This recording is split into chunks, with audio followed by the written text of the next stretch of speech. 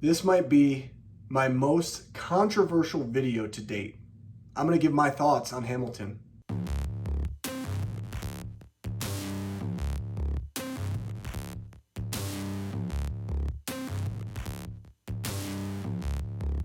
Hamilton dropped onto Disney Plus a few weeks ago, and it took me a while to watch Hamilton. Number one, it is 2 hours and 40 minutes long. Number two, I really just had to sit down and have the time to really watch this movie and dissect all of it. And number three, there was hype surrounding this from the moment that it was announced that it was getting dropped on Disney Plus. I mean, people have been talking about Hamilton for years, and I'm so sick and tired of people talking about it. I decided I'd watch Hamilton. 10 minutes into Hamilton, I thought one thing. This is good, but it's overrated. It's overhyped. And I paused it, and a couple of things happened where I went out of town, or I was just busy and I didn't get back around to it. And I was telling people closest to me, even my good friend Nathan Hale Movies can oblige. I told him, I see why people like it, but to me it's overrated. Nate told me, you just got to finish all of it. You just got to watch all of it. So I decided today I was going to put it on and see where it took me. See if my ideas had changed about Hamilton. And boy, was I very wrong. I was wrong, because Hamilton is absolutely amazing. Did you think I was going to trash Hamilton? Number one, that was kind of my anticipation for when I was going to sit down and actually talk about Hamilton. After watching 10 minutes of it, I was like, okay, I'm just going to sit there and just say how overrated this thing is and how you shouldn't believe in the hype. But you should believe in the hype of Hamilton. This is a fun musical. It's lively. It tells a great story. It's very complex, but also at the same time simple. And I think that that's one of the best things that I can give it credit for, is that it's a story that everyone can somehow take certain elements from and be inspired by. The songs are top-notch, absolutely amazing. They get stuck in your head.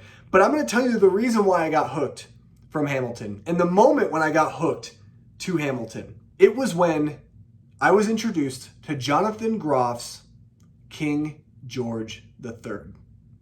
It was at this moment when he walked onto stage. In my mind, I had this feeling that my entire opinion of Hamilton was going to change. I hadn't even heard the song yet. I had no idea what was going to come out of his mouth. I just knew that, okay, my opinion is going to change. And it did. Oh boy, it did. Number one, this song, You'll Be Back, I've listened to it all day. I cannot get it out of my head. It is by far my favorite song. And I'll say this, Jonathan Groff, even though he's barely in the show, he's the best part about it. He is the best part about it.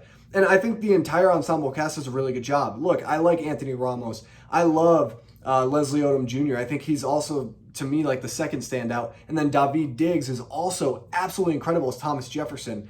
But I can't help but not love the performance by Jonathan Groff, because it's so different from the entire musical. Because the entirety of the musical, it's very hip-hop inspired. There's a lot going on. It's moving very fast. But when we actually get introduced to Jonathan Groff's King George, everything slows down, and we actually have that comedic relief that helps us feel a little bit more at ease with Hamilton and truly get more into the psyche of these characters, because Jonathan Groff sells it. I mean, if you want to look at somebody who is an actor while singing, this is the guy to watch, because he has so much stage presence. He's able to show his emotions, show that this king is going completely mad by the way he's just glaring at people in the audience. It's absolutely incredible. I wish I was there, and I wish he was staring right at me so I could feel uncomfortable, because I felt uncomfortable watching it on TV. And even when he spit on his mouth, I know that's kind of a controversial thing for people. I loved it. I loved it. I think it definitely sold just how mad this guy is, and really the persona of King George III. I was pleasantly surprised. I did not want to believe in the hype, guys. I did not want to drink from the soup that everyone else was drinking from. But I'm drinking from it, okay? I'm so in this thing. I love Hamilton. I've downloaded